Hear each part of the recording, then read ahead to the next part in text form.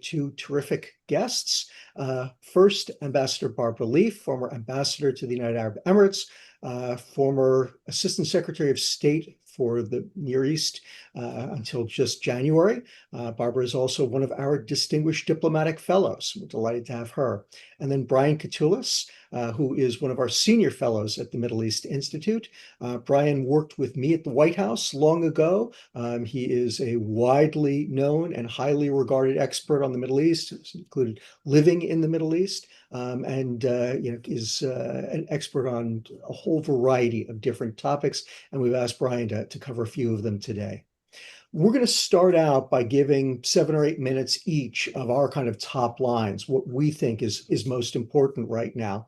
And then we'll open things up to questions and answers. So if you'd like to ask a question, please do so by using the Q&A feature in Zoom. You can find at the bottom of your Zoom screen a Q&A button located between the share screen button, that's probably the bright green button on your Zoom screen, and the show captions button. If you press on that, it'll bring up a dialog box. You can write your question in there, and we will do our best to answer those as we go along. But Barbara, let me start with you. What strikes you about this? What are you thinking about? What is it that we most need to know about it? So, look, Ken, I think suffice to say, this poor region is visited once again, with yet another black swan event. And there have been so many of them over the last several years. This made me think of last April, last October, when you had really the unprecedented state-on-state attacks between Israel and Iran, exchange of attacks.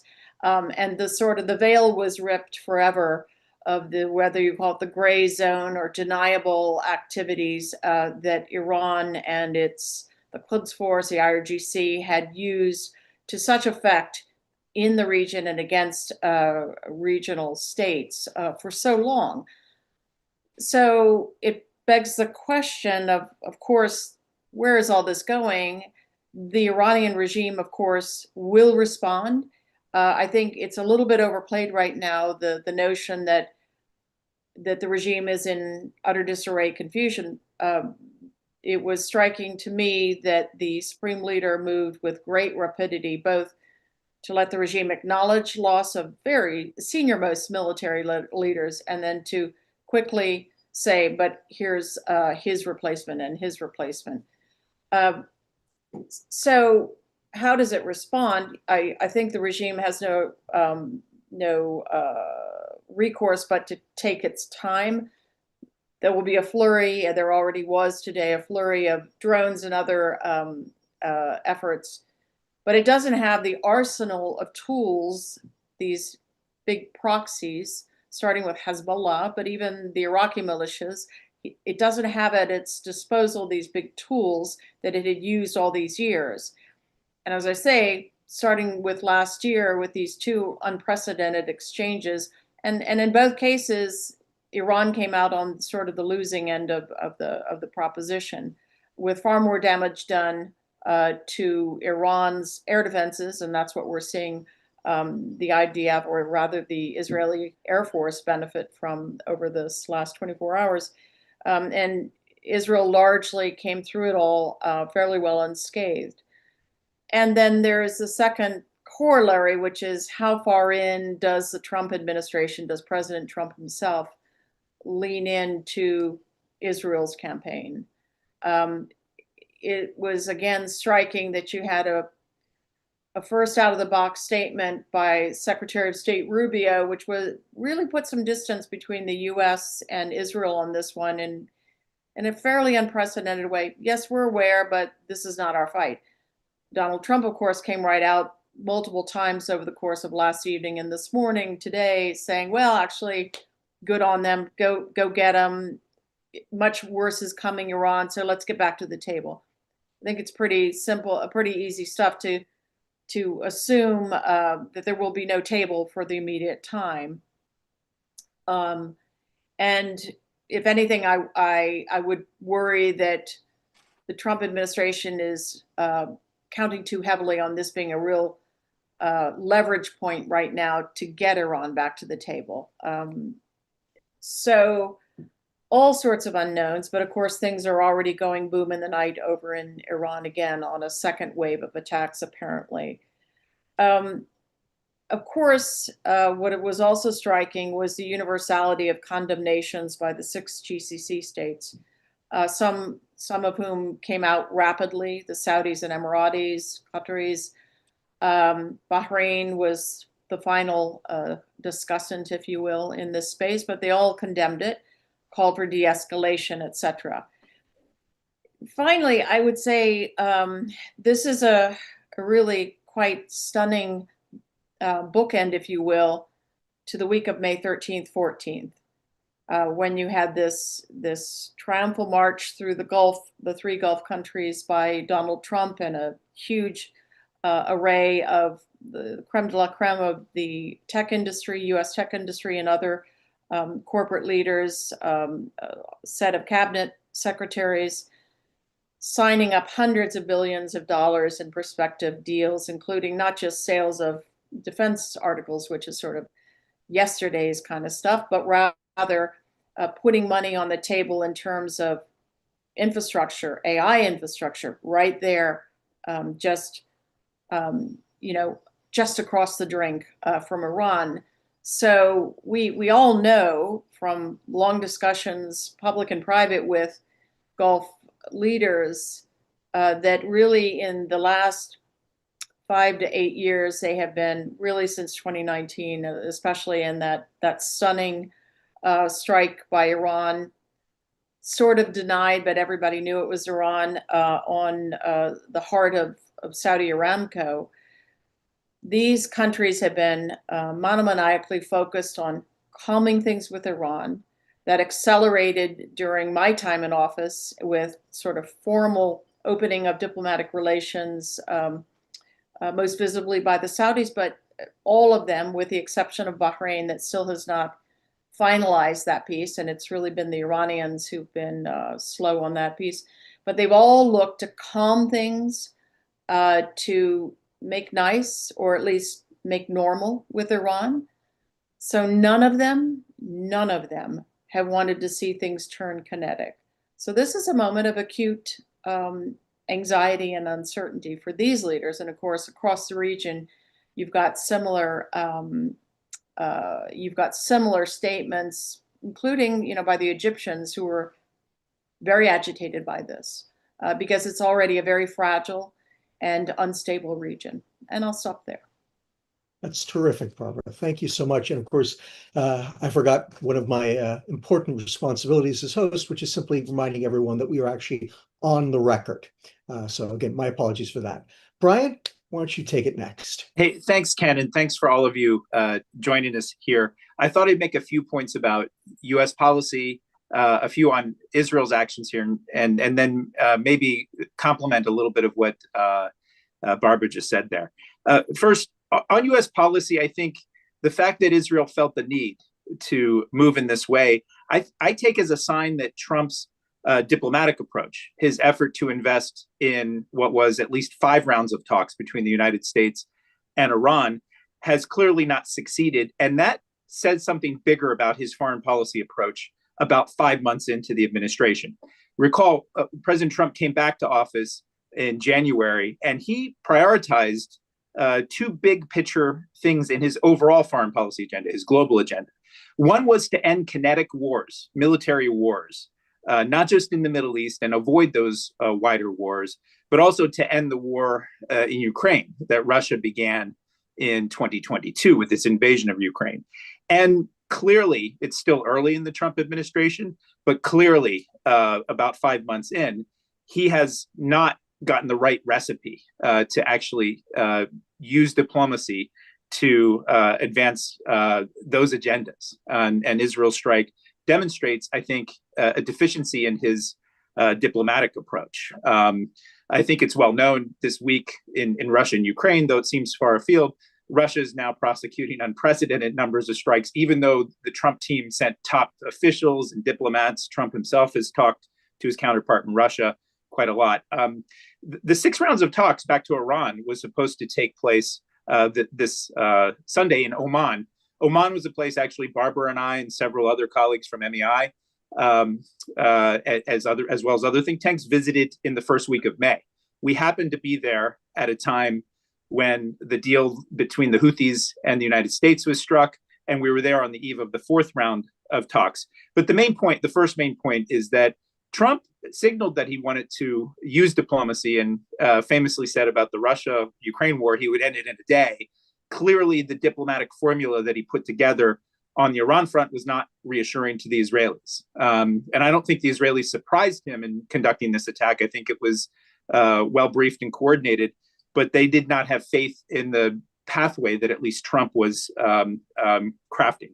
The second thing I'd say, and when I was looking at these events last night, the United States, by and large, despite our large military footprint in the region, and Ken will talk in greater detail about this, the United States, to a large extent, has been a bystander to a lot of events. And this is not a new dynamic under the Trump administration, the U.S. adopting a reactive tactical crisis management approach.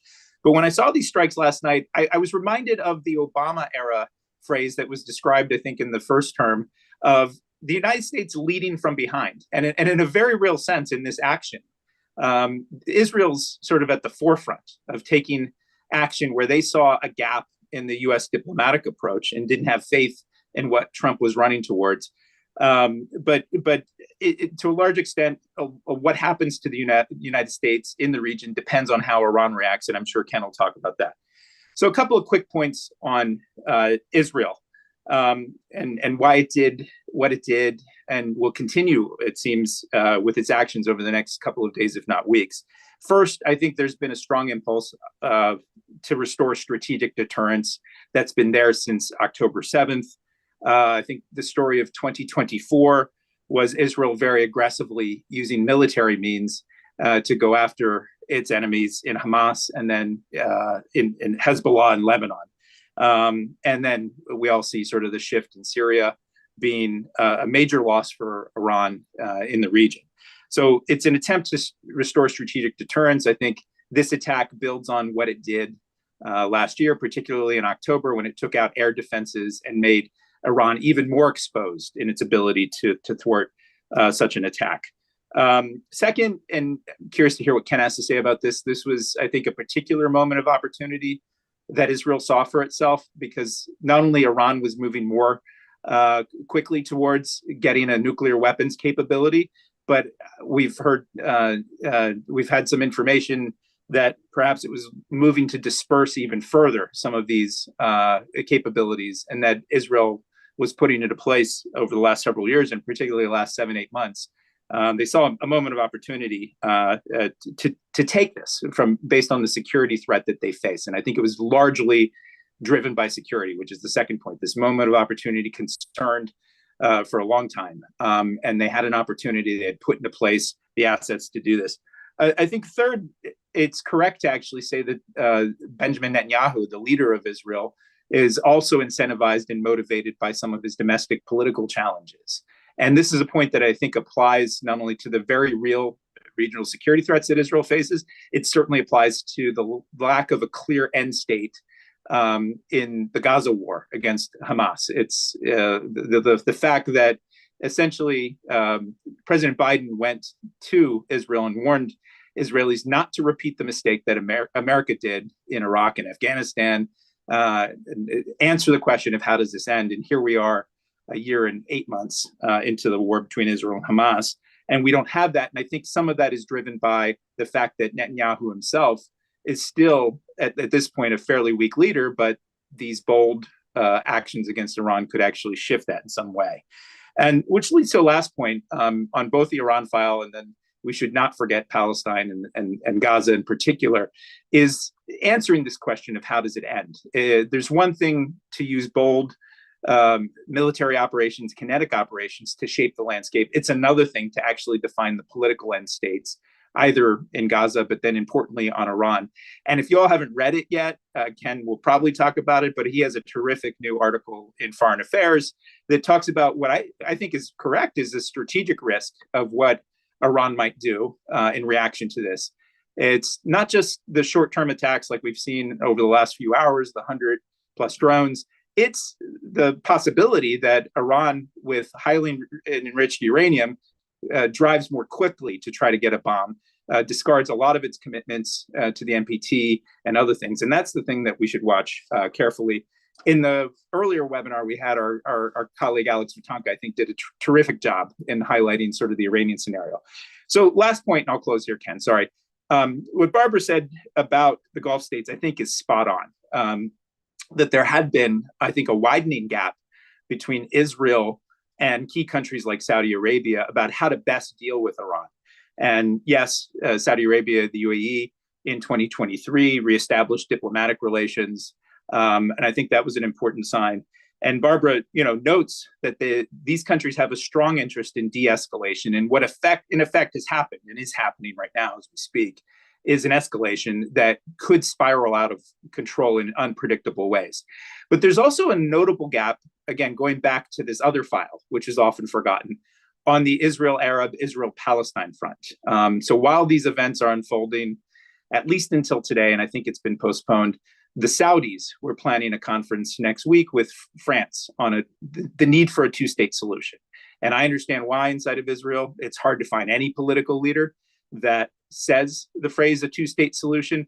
But that widening gap that Barbara described, the impulse in the Gulf states to de-escalate and try to find an accommodation with the regime in Tehran versus Israel and what it's done in the last 12 hours or so, that gap also is widening on the Israel-Arab front, and it's very real. It's very real as long as the war in Gaza continues without any clear political end state in sight. So I'll close there, and I look forward to the conversations and questions. Great. Thanks, Brian. Okay, and so I get to bat cleanup, and let me just touch on a few things. Barbara and Brian mentioned each of them, but I think they're worth digging into a little bit deeper. So first point, we need to be very, very cautious about how much we speculate on what Israel is up to. This is a very big operation. It is very sophisticated. It's going to go on for a while. As an old military analyst, I'm looking at it, and there are things that just seem incongruous to me. And my feeling right now is it's just that I don't have enough information about what's going on, and I don't have enough information about what Israel's plans are.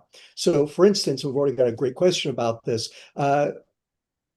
Iran's most well-protected and one of its most important enrichment sites is the Fordo facility near Qom.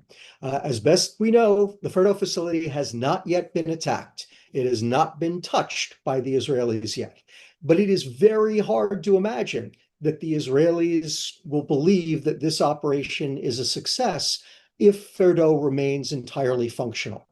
I imagine that the Israelis have got plans for Fordo. For those of you wondering what this is the big, deep underground facility. It's buried within a mountain, so deep that Israel's airdrop munitions can't get at it. The United States has munitions that may be able to get at it, but Israel does not. And so it's always been a question out there as to how Israel was planning to get at it. There are reasons to believe the Israelis may be thinking of a special forces operation. They may have plans regarding cyber attacks. The truth is that we don't know. But the fact that Fordo seems to be untouched so far, that's very interesting to me as a military analyst. But as I said, my expectation is that the Israeli plan is accounted for Fordo. I guess it's possible that they're planning to just leave Fordo intact. Maybe it really is too hard for them to get at. And they think that they can say to the Iranians, hey, we left Fordo intact this time, but if you don't do what we want to, we're going to get it next time. I think that unlikely. And I want to come back to that in just a moment. It's all a way of saying that I don't think that we know the full implications nor the full contours of the Israeli operations. And let's recognize that what we are hearing already is remarkable, fully in keeping with the kinds of brilliant military operations that we've consistently seen from the IDF and brilliant intelligence operations that we've consistently seen from the Mossad over the last couple of years. I think many of you are now aware the Israelis are saying that they had built a secret drone base inside Iran, and that is where they are launching drones from, in particular, to suppress Iranian ballistic missile launches. Which brings me to the next issue, which is Iranian retaliation. First, I apologize for all those dings. I should have silenced that notification where we started, but that's all notes about the Iranian retaliation, which is going on even as we speak. From my perspective, I always felt this was inevitable in the sense that the Iranians were going to strike back. Barbara was absolutely correct about the impotence of their attacks, both in April and October. But my feeling is that both for honor's sake and in the hope that they can do some damage to Israel, make Israel pay some price for this, Iran was always likely to launch some kinetic attacks at Israel. We saw the drone attacks earlier. Those seem to have all failed. This probably is a ballistic missile attack, but we should recognize that even there, this is not going to be terribly meaningful. It is unlikely to do a whole lot of damage to Israel. First, it's unlikely that Iran is using weapons of mass destruction on its ballistic missiles, even though it does have an array of weapons of mass destruction. Second, these missiles, again, we've seen the Israelis knock down lots of them, and we know that the Iranians have been trying to improve them. But even if the Iranians launch 1,000 of them somehow, and 100 of them get through, they have relatively small warheads, big enough to knock down a building, but not a city block. And the Israeli population is extremely well sheltered. It's highly unlikely these are going to do a whole lot of damage. So again, I did expect this retaliation. This makes a lot of sense to me, just given how angry, frustrated, and probably frightened Iran's leadership is. But I don't think that it's going to be terribly meaningful. It's also why, start to get to some of the points that Brian and Barbara both made, I suspect that the big issues are still lying out there. The Israelis do not seem to have struck Iran's oil industry. We should talk about that too, but I think that that was always very likely. Both the United States, Western Europe, China, pretty much everyone except the Russians would be extremely angry if the Israelis started going after Iranian oil, which would drive up the price of oil. And what's more, it's useful for the Israelis to keep Iran's oil industry intact as an element of intra-conflict bargaining, where they can go to the Iranians and say, don't do X, Y, or Z, because if you do, we'll go after your oil facilities. I think that's also true for Iran's political leadership. I think the Israelis have purposely left them alone, but I think by going after Iran's military leadership, among other reasons, one of the things they're doing is saying to the Iranians, don't think your political leadership is safe. We can go after them too, if we choose to do so at some point in time. And the ultimate thing that the Israelis are worried about is exactly the point that Brian made. It's the point that I made in my foreign affairs piece this morning, which is the real danger here is that at some point in time, when the Israelis are done, the Iranians announce that they're withdrawing from the Non-Proliferation Treaty and they begin to reconstitute their nuclear program, but this time with the explicit intention of building an actual nuclear arsenal to deter any future attacks, and then they dare us and the Israelis to try to stop them. That would be extremely difficult. That is the great danger inherent in all of this. Okay, we've got a lot of questions coming in already, and I'd like to pitch the first one to Barbara. And there are several questions on this already, and you started to touch on it, Barbara, as did Brian, but I think it really needs to be laid out in much greater detail. From the American perspective, and feel free to answer this, with the perspective of the Trump administration or simply strategically looking at this as the United States government, what is it that at this point in time the United States needs to get done? We got a lot of questions about this. What should our primary interests are? And put on your old assistant secretary hat. What should be our critical interests right now? What should we be trying to do, to not do, and how do we go about doing it? So look, it's a very dynamic situation. You've touched on a really critical piece of it's not so much unintended consequences, but the consequences of military action that takes it so far into the realm of threatening to the regime.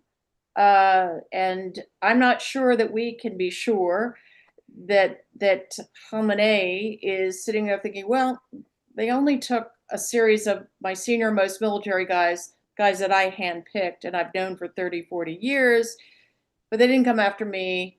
They did come after Shamkhani, who's a very close advisor of his, may or may not be dead. So I'm not sure that we can really assess the degree to which the regime now feels like, oh, I see, the U.S. was having us on. This was all a smokescreen. These discussions. They had this, mad dog on the leash that they've just done this, and they claim they didn't have any control. But then you have the president sort of asserting not so much control, but deep insight to where this was planned and where it's going. And we all know from years of looking at these issues in detail how conspiracy-minded the regime leadership is. So what should any administration be doing? Above all, don't subcontract big moves in this region. And I'm not saying that that's what they did, but if you watch the administration over this next day saying, yeah, what are you going to do? They're doing it in order to get sort of political wins, which is driving the Iranians back to the table. Well, first of all, I just don't think it works that way. Secondly, you may see things get into an escalatory spiral that we can't even, with all of our imaginative powers, fathom. And, I know I've seen a whole bunch of questions about succession, regime change. One of my concerns would be that success breeds apparent success, better success, and the drive to go forward towards regime change will be just too tempting. This is a country of 83 million people. It's not a non-state actor. As powerful as Hezbollah was and as immense an achievement it was for the IDF, IAF, Shin Bet to sort of take Hezbollah apart, it's not the same thing as really decapitating a country and then seeing how it all works out. So I would say the administration's got to keep a very tight hand and demand insight, understanding of where this is going at each step. And I will just say, getting an understanding of where things were going in Lebanon or Gaza was, shall we say, challenging for the Biden administration. It may be that Trump has a much better insight, but things can move faster than you have time to pick up the phone and say, hey, what was that about? You just hit an oil facility. We didn't agree on that. Great, Barbara. Brian, you wanted to get in on this. Go right ahead. Yeah, just 2 points. What I think the Trump administration should be doing. I think it's doing the first, which is reassuring all of our partners and allies across the region, because clearly this action presents the possibility of threats of the sort that we saw during Trump's first term, particularly the attacks like we saw in Abqaiq in Saudi Arabia back in 2019. So offering that reassurance not only to Israel, because Trump has clearly done that and offered him support on multiple fronts verbally, Israel, but to key partners, Jordan, Arab Gulf states, others that are threatened. If you saw General Kurilla's posture statement in his House testimony on Tuesday, I think we're doing that, but it bears sort of restating again that America is the vital strategic partner of choice when it comes to the security of most of the countries in the region, and Iran is an outlier. The second thing, which I don't think we're doing, and in part because I think the Trump administration in many ways has had a lot of disarray in not only its staffing of key personnel in the Middle East, but it's engaged in what I've called unilateral disarmament of a lot of the tools that we have in the State Department and the decimation of these tools. The second is to build a framework of support to compete with Iran in the region. And the first point is a short-term urgent crisis. How do we respond to the current moment? What I'm saying is sort of more of a medium long-term vision, which is places like Lebanon, places like Syria, places like Iraq, where we had the pleasure of seeing the Iraqi ambassador earlier this week at a wonderful lunch. These are places that want to partner with the United States, and the sorts of security support to the Lebanese armed forces in Lebanon. What I thought was a wise move by the Trump administration to lift sanctions, to offer support to the new Syrian government. This sounds like it's a separate topic, but it's very much related in terms of the axis of resistance that Iran used to have that still is there. Hezbollah is down, but not out completely. But we need to compete in that space, and we need to do it with partners in the region. So the first is to help those partners defend themselves in the face of immediate threats that are inevitable, have already come in a sense. But the second is to have that longer term strategy where the United States serves as this strategic integrator of the capabilities of our partners in the region to help some of these countries that have a new moment, an opportunity. Lebanon, Syria, Iraq's election coming up. This is contested space. It's space where, again, I'm not saying send tons of US troops in these places. It's not about the military. It's about a diplomatic and economic strategy to help these countries stand on their own when whatever the fallout is from this action by Israel against Iran, when the dust settles, the region is still there. We want to see the region much more stable, coherent, and much more integrated, and use this crisis as an opportunity to engage more deeply rather than pull back. Barbara, there's some questions about Iran, which I'll take, but before we do so, there are also some questions about the regional reaction. I'd love to get you to add to Brian's point. In particular, I'll summarize some of the questions this way by saying, what are the countries out there that you see as being most affected by this or most potentially affected by this, right? And how do you think they're going to respond? Okay, so Iraq is in the bullseye, right? And it has been all, for some years. And it, as pressure is put on Iran, Iraq feels it, both through these militias, which remain very important agents of destruction, agents of chaos, and operate largely with direction from Tehran. The Gulf states are obviously very vulnerable. Egypt and Israel have been acutely threatened by the conflict in Gaza, and this kind of adds on a new pylon. But I worry about Iraq. And let me just jump on a point and associate myself with what Brian said at the outset about the thinning out of personnel. And I'm talking senior leadership. Downrange, we have no ambassador in Riyadh. We have no ambassador in Doha.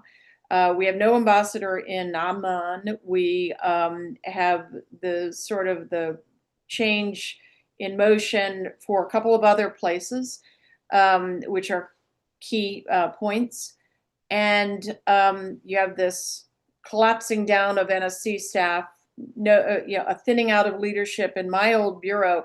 This all counts hugely in normal times, but when the crisis is on, and it's something I've been worried about for a couple months now, when the 5-alarm fire hits, which we may be moving into, even though this is ostensibly Israel's campaign, there's no escaping the slop over effect. And it's more than just holding hands, but those chiefs of mission are there to do that 24/7 when Washington's asleep.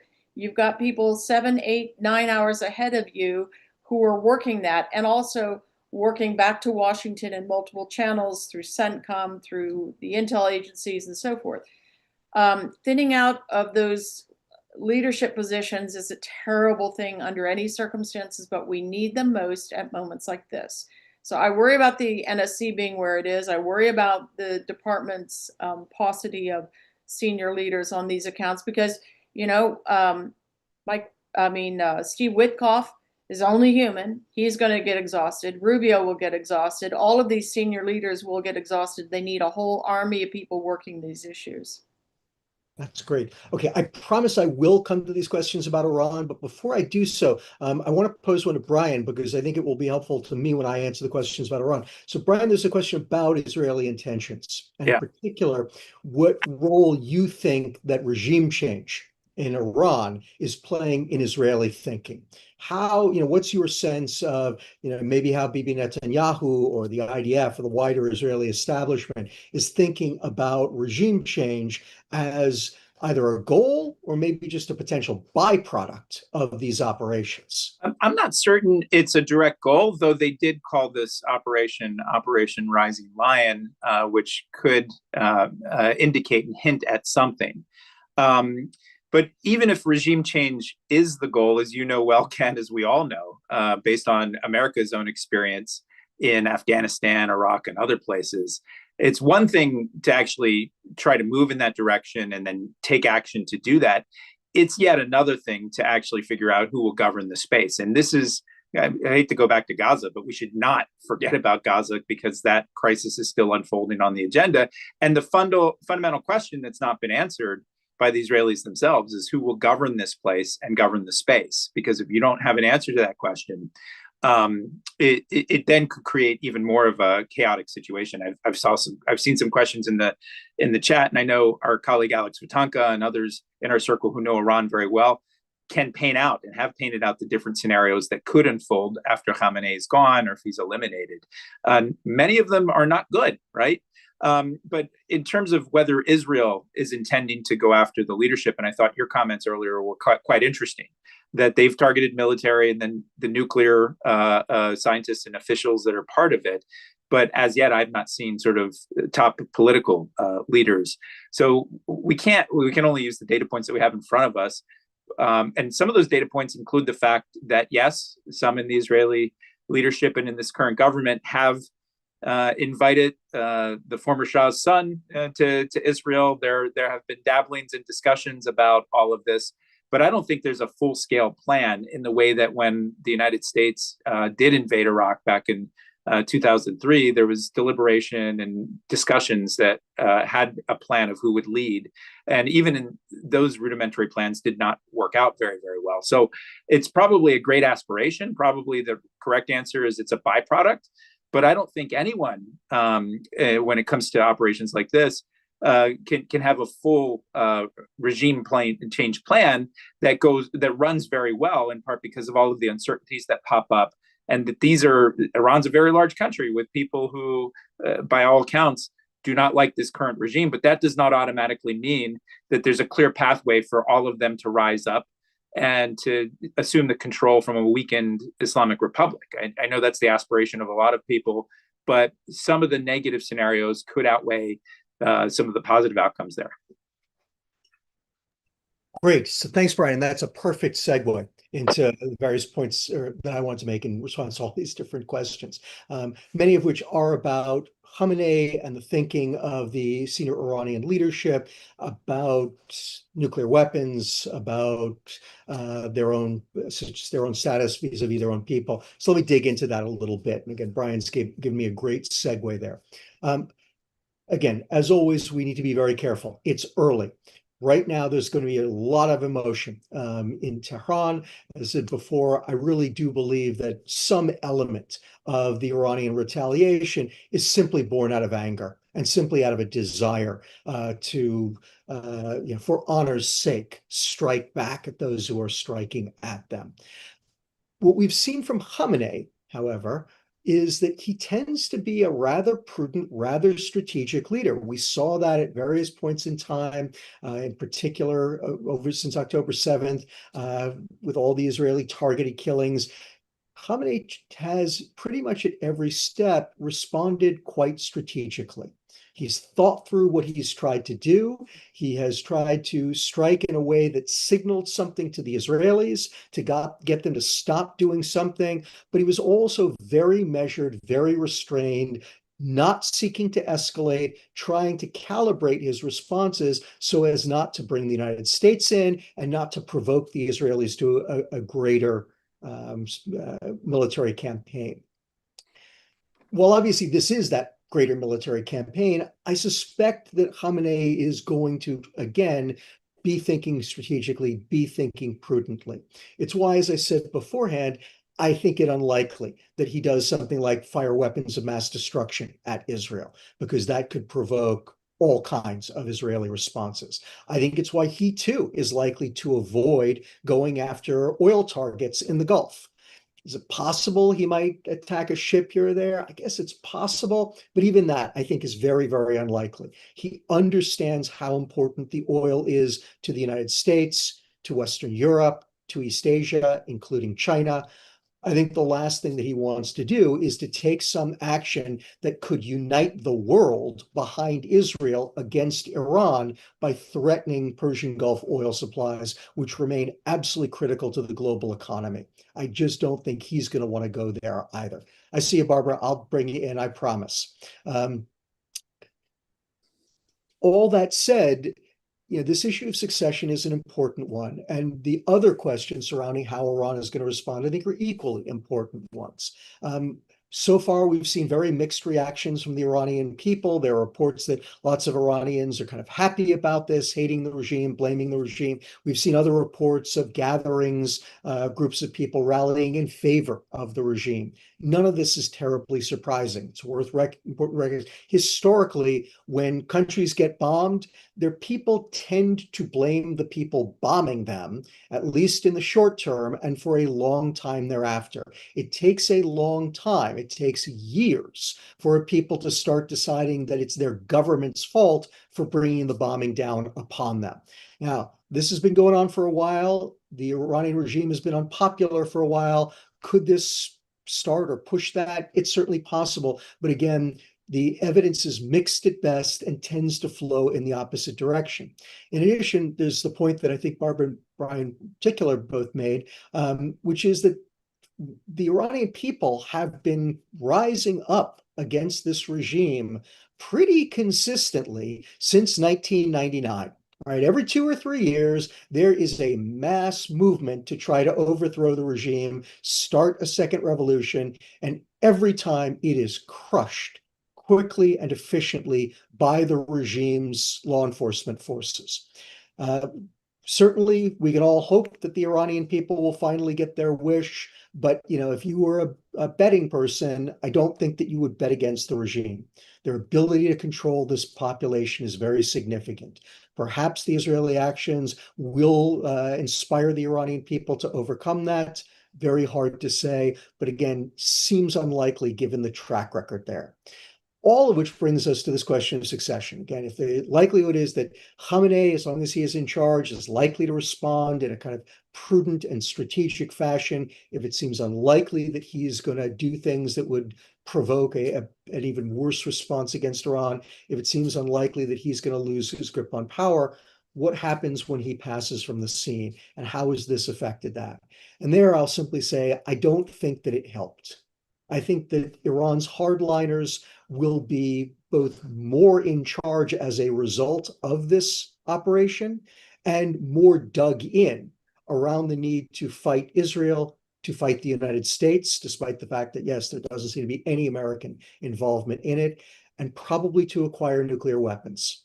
And I think that, again, that brings us back to this question of, even if the Israelis do succeed in delaying Iran's acquisition of nuclear weapons right now, will it ultimately result in Iran acquiring nuclear weapons because they will decide at some point in time that they absolutely have to have them to deter operations exactly like this one? Barbara, you've been patient. Jump in here.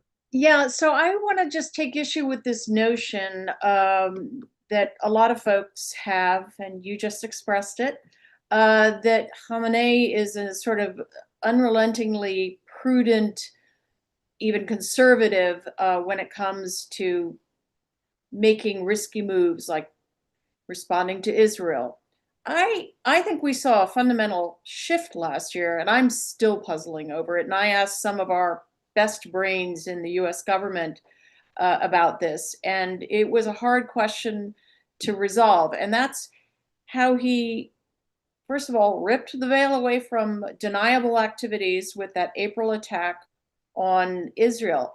And this is after Israel has pretty much demolished Hamas, is wreaking havoc, wreaking destruction on every part of Hamas in Gaza, and has kept up a second front, very always overmatching Hezbollah. And why did he do this? And why did he publicly announce it and sort of preview it for everybody to know? We're doing it. It's not anybody else. We are going to attack, with an array of 900 flying objects. It was in response to the Israelis bombing you can call it a consular annex, a diplomatic facility adjacent to their embassy in Damascus, killed an Iranian general. But it wasn't, yes, it's Iranian soil, sort of, but it wasn't anything like the provocation that I would have thought would muster such a response. So 900 missiles, drones, etc., came flying. And of course, it was largely a fail.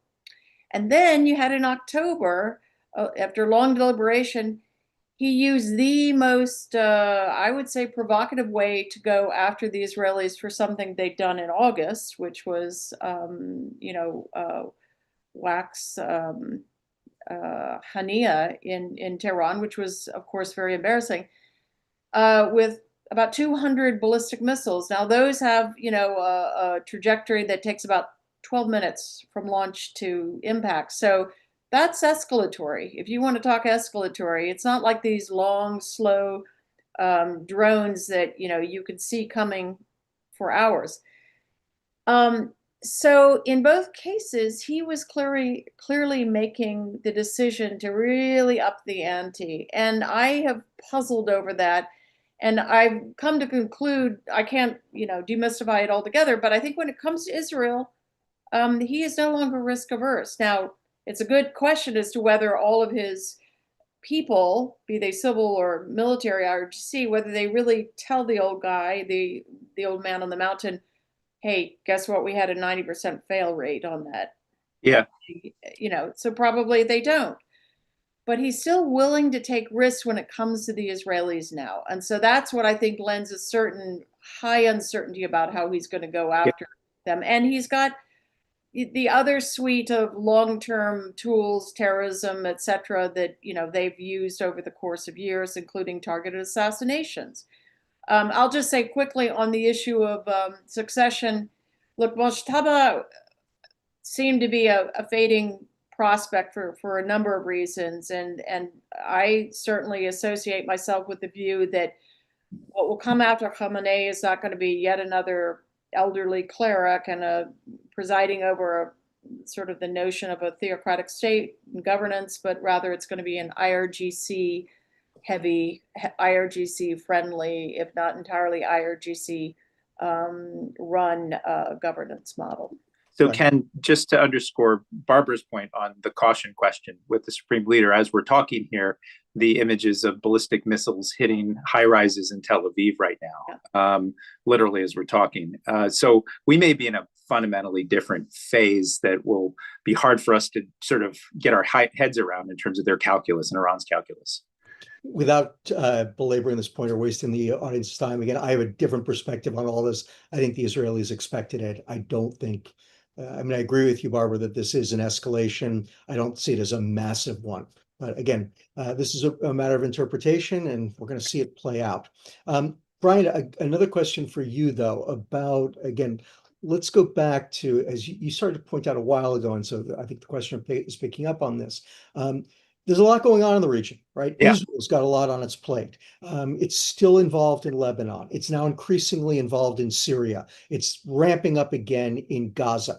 How does this play into all of these other crises, both in the diplomatic and the military sphere for the Israelis? Well, how do you make sense of all this? It feeds it. And I'd like to talk about it from how I analyze it in my work, as you know, from a U.S. policy perspective as well. We're just basically a month since Trump's spring bling tour, where it was focused more on business deals, though there was an important strategic move to basically meet with Ahmed Ashara in Syria.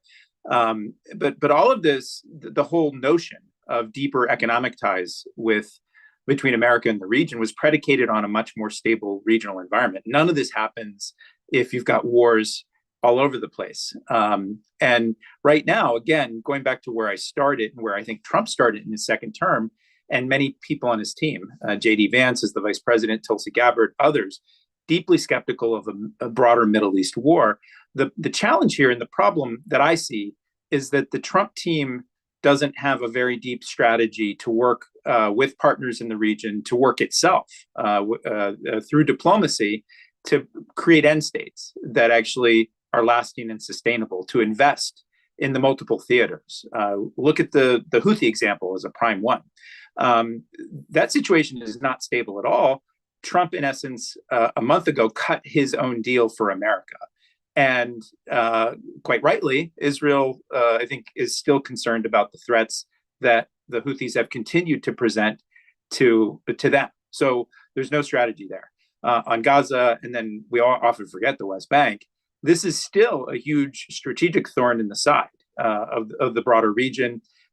It's still Gaza, the deadliest, as far as I can tell, conflict that's there. There's no end in sight there. And you need not only the military tools, but you need some sort of diplomatic strategy. And then importantly, we've done a lot, and our colleagues, Paul Salem, Nicholas Nassar, a lot of people affiliated with MEI, we have a deep connection to Lebanon, think in this case, again, the deal that was struck in November by Barbara's colleagues and the whole team in the Biden administration, Amos Hochstein and others, still more or less holds, but you need to actually then move forward to help the Lebanese people and this new Lebanese government have the wherewithal, to have the resources to contain the flare-ups that have occurred, including one just last week.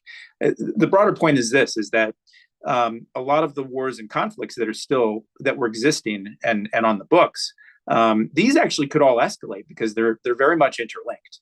And Iran has an interest, even though its axis of resistance is much diminished, as we've discussed. I've heard it sort of put this way recently, that strategically Iran is actually a lot weaker than it was, say, a year or two ago, but operationally itself, and as well as its networks across the region, it still presents a big threat. And for those who think, that it simply is just using military tools, or those who simply say we shouldn't use military tools and only focus on diplomacy and some sort of peace, you need the integration of these two things. And then back to a point that Barbara highlighted, and I'll highlight again, is that we don't have that team on the field, as far as I can assess, from the Trump administration, with all of the shifts in personnel, with the nomination of Joel Rayburn hung up in Congress right now. You don't actually have a team, and it's not enough for Steve Witkoff or even Tom Barak, now playing more of a role in Syria and Turkey, to actually contain these things. And that's all to say, the last point I'd make is that, the U.S. plays an important role as a leader, but the drivers of events are those actors in the region. Clearly Israel right now, Iran's response. But then I think the missing link is that conversation that we need to have, a deeper conversation with countries like Saudi Arabia, Jordan, Egypt, and others, though they actually, I think, can play a very important role in setting the longer term framework here. And we're not poised 5 months into the Trump administration, as far as I assess it, to actually have that deeper engagement to stabilize the region. So that's great, Brian. And it's a perfect segue into a question that I want to ask to Barbara, which is about the nuclear negotiations, right? And again, we've touched on a little bit, but there's some questions here where we should really dig into this much more. And, in some ways, Barbara, the kind of catch-22, the irony, I guess, of this is that these Israeli strikes against the Iranian nuclear program arguably make the need for a negotiated settlement even greater, but they may have pushed it off even further. And so take on this question of what does the US do now with regard to the nuclear negotiations? What can we do now? How does it play out? Yeah, so look, a lot of dust is going to have to settle. And I go back to the earlier point that the administration has got to have a very clear understanding where Israel is going with this campaign. And I don't assume that there's a decisive endpoint. I think there are a couple of different possible objectives, and we know very well how you can go from seeming success to success, and then it flips quite in the other direction because you've overstretched yourself, you've overshot yourself, you've produced something quite horrifying in some cases. To get back to yes, the administration has got to keep its eye on that ball, which is to get a political agreement around which you build a lot of other pieces, but a political agreement that with the Iranians that will, side by side with the blows that the IDF has given to that, that sort of terrible string of pearls or axis of resistance, you've got to marry that with some strategery, some political work. I think about that all the time with Lebanon and Syria, which I think are in the case of Syria, you've seen essentially Donald Trump handed off to the Saudis and the Turks and others. You guys fix it, we'll get out of the way. I think it's fine. I think it's great. And to the degree that their activity which are activities are no longer hampered by our sanctions, that is a good piece of stabilization work. And something has to be done with equal vigor on the Lebanon side, so that you have a kind of a gelling of stability across this whole swath. And that will have a knock-on, positive effect in multiple directions, importantly in Iraq. But Iran will not be Iran's many dimensions of threat, including the nuclear, will not be settled solely by military tools. I think there are people who do believe that that's the answer, but at the end of the day, you may produce exactly the political results you don't want, which is what you addressed in your foreign affairs piece, Ken, and I applaud it. It's a great piece. But you might get regime change, and you get a really, really ugly variant to what you've got now. And very much agitated by sort of a ferocity and sort of messianism that hasn't always been the characteristics of this particular supreme leader. Thank you, Barbara. We've got a couple minutes left, and so there's a question lying out there that I know you're dying to take, so I'm going to pose it to you, which is, of course, what does this mean for the Kurdistan region of Iraq? I knew that was coming. Well, look, I haven't really. No, they are dear to me. Yeah, I haven't really even looked today at what the militias are saying, other than I know that, and one of the questioners had a comment about being the Kurds, Erbil, being threatened by, maybe it was KH. It's going to put a lot of people under pressure. It's going to put Baghdad under pressure. It's certainly going to put Erbil under pressure, because the Iranians and their proxies in Iraq continue to see Israeli ghosts behind every rock and every bush and so forth. And they were really punishing in their approach towards the Kurds over the first couple of years of this administration, and then became very consumed, of course, with October 7th. So I think they're going to have to batten down the hatches, unfortunately. That's terrific. Brian, last word. We've got a minute left. Yeah, look, we've had this terrific webinar, the one this morning. People should look at it. One thing I'd stress is also the U.S. context. President Trump has got a lot of plate spinning right now. It's not just the Middle East. He's got unsuccessful diplomacy with Russia, though he touted a deal with China. It's not really a deal. But here in America, for those watching from overseas, we actually are also fixated on a couple of things, including his big, beautiful bill, which has gone nowhere in the Senate, and then what's happening in Los Angeles and other cities. So there's a lot going on here. I hope it turns out well. But as I wrote in my column, the weekly column I do on U.S. policy on Wednesdays, we're in a period of maximum uncertainty. And I fear that the things that Barbara, you and I talked about in terms of the current administration not having its team in place on this particular crisis, this does not look like to me the sort of team that, say, George Bush, James Baker, and others had when there was a big moment in 1990-91. And that, I mean no disrespect to anyone on the team. It's just how it's coordinated, who's in the positions, and then the emptiness in some of the positions there.